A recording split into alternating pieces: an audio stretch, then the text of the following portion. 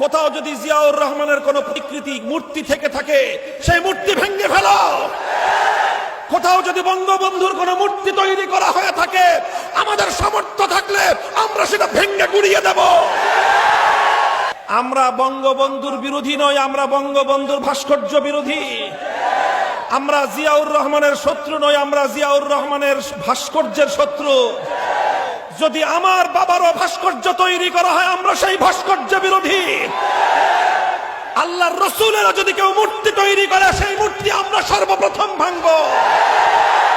2013 সালের সেই আল্লামা মাহমুদ শফির কাছে যারা পরাজিত হয়েছিল ওই সময়ে একবার মুক্তিযুদ্ধের চেতনা নিয়ে ব্যবসা করার চেষ্টা করেছিল। এখন আবার তারা মুক্তিযুদ্ধের মঞ্চ তৈরি করে নতুন ব্যবসার ফাঁদ পাততে চায়। আপনারা বুঝেন না? চ্যালেঞ্জ করলাম, ওয়ার্ল্ড ওয়াইড চ্যালেঞ্জ।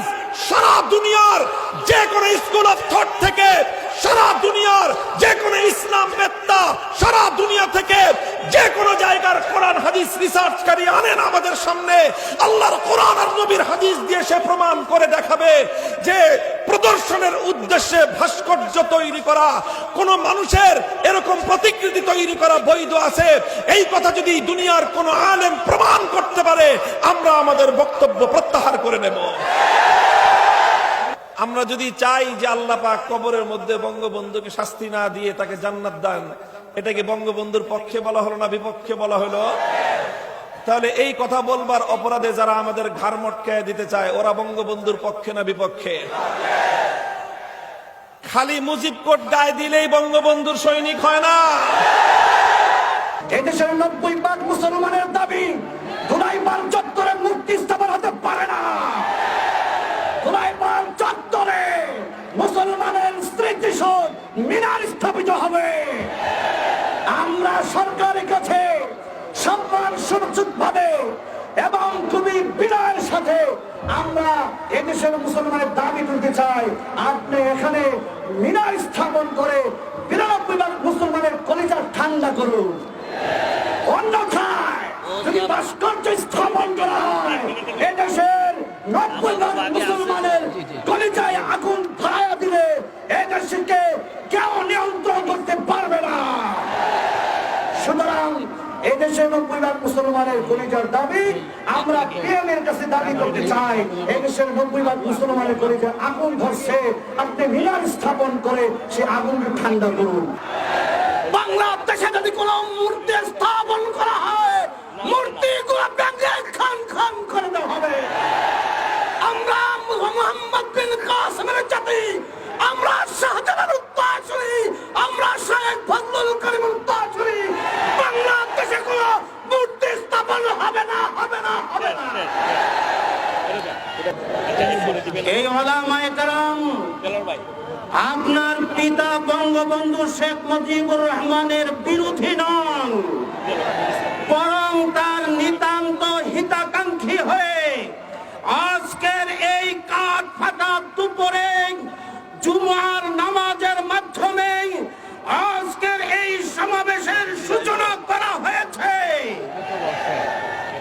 প্রধানমন্ত্রী শেখ হাসিনাকে আমি বলতে চাই, এই ওলামায়ে কেরাম এত কষ্ট করে এখানে আপনাকে যে পরামর্শ দিতে এসেছেন এটা শত্রুতাবশত নয় বরং বন্ধুতাবশত।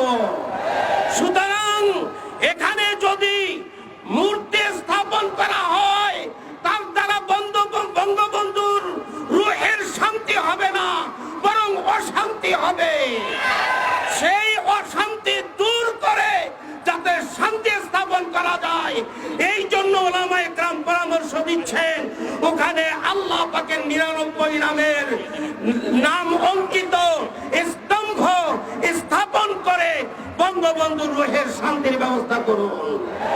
যদি এই পরামর্শ উপেক্ষা করার চেষ্টা করেন তাহলে মনে রাখবেন এদেশের তাওহীদি জনতা কোনদিন এটাকে ক্ষমা করবে না।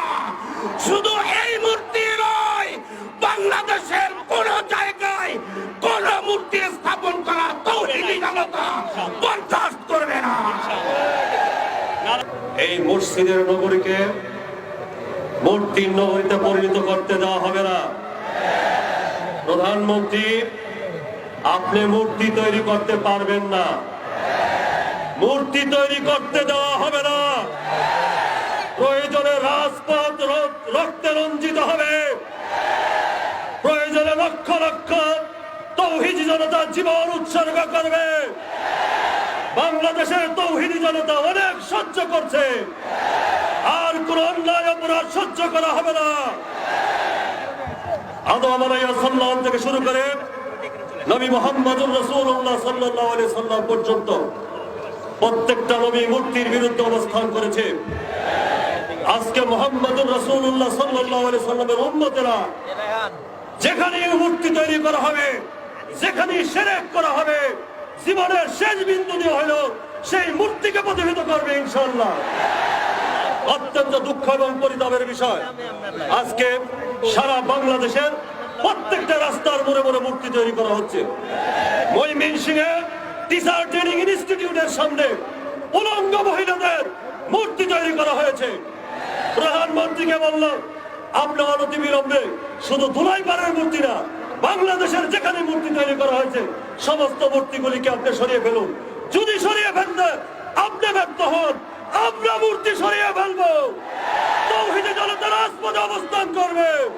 আমাদের আমিরের নেতৃত্বে কোন মূর্তি রাখা হবে না, সমস্ত মূর্তি বুড়িগঙ্গায় নিক্ষেপ করা হবে। আমরা যারা বাংলাদেশকে হৃদয়ে লালন করি, শেখ মুজিবের, বঙ্গবন্ধু শেখ মুজিবের অবমাননা আমরা বরদাস্ত করব না। হিন্দু মারা গেলে হিন্দুর মারা যাওয়া ব্যক্তির স্মরণে তার স্মৃতির জন্য সুনির্দিষ্ট নিয়ম পদ্ধতি আছে কিনা, তেমনি ভাবে একজন মুসলমান ইন্তেকালের পর তার স্মরণের নিয়ম পদ্ধতি আছে কিনা। মূর্তি স্থাপনের মাধ্যমে বঙ্গবন্ধু শেখ মুজিবুর আত্মার অবমাননা হবে, সেটা আওয়ামী লীগই বরদাস্ত করতে পারে না। যদি বিবেক তাকে দেখি না, যদি বিবেক তাকে আওয়ামী লীগও মূর্তি সমর্থন করতে পারে না। গোলাইপাড় চত্বরে ভাস্কর্যের নামে যে মূর্তি স্থাপন করা হচ্ছে, তার প্রতিবাদে এদেশের আপামর তৌহিদি জনতার ব্যানারে এদেশের শীর্ষ নায়কের নেতৃত্বে আমরা আজকে রাজপথে নেমে এসেছি। আমরা মাননীয় প্রধানমন্ত্রী সাহেবকে বলতে চাই, মাননীয় প্রধানমন্ত্রী, আমরা যতটুকু শুনেছি, যতটুকু জানি আপনার সম্পর্কে, আপনি একজন নামাজি মানুষ হবে, আমাদের কাছে আপনার পরিচয় করে দেওয়া হয়, একজন তাহাজ্জুদকারী হিসেবে পরিচয় করে দেওয়া হয়। তার মানে আপনি একজন ধর্মভীরু। যদি আপনি ধর্মভীরু হয়ে থাকেন, ধর্ম পালনকারী হয়ে থাকেন, আপনার বাবার রুহের মাগফিরাতের জন্য, রুহের শান্তির জন্য এই মূর্তি প্রতিষ্ঠা করে শান্তি আশা করা যাবে না। বরং এই মূর্তি তৈরি করার মধ্য দিয়ে বঙ্গবন্ধুর রুহের উপরে নির্মম কষ্ট দুঃখ দেওয়া হবে। আর এদেশের তৌহিদি জনতা, স্বাধীনতাকামী চেতনার জনতা, মুক্তিযুদ্ধের পক্ষের জনতা কখনোই তা মেনে নিতে পারে না, পারে না, পারে না।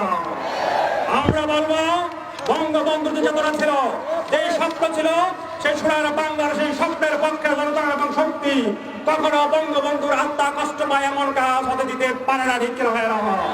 অতএব আমরা প্রধানমন্ত্রীকে বলবো, যুব সমাজের পক্ষ থেকে বলবো, সেখানে ভাস্কর্য তৈরি না করে আল্লাহ 99 নামের ভাস্কর্য বঙ্গবন্ধুর মাগফিরাত কামনার জন্য তৈরি করুন।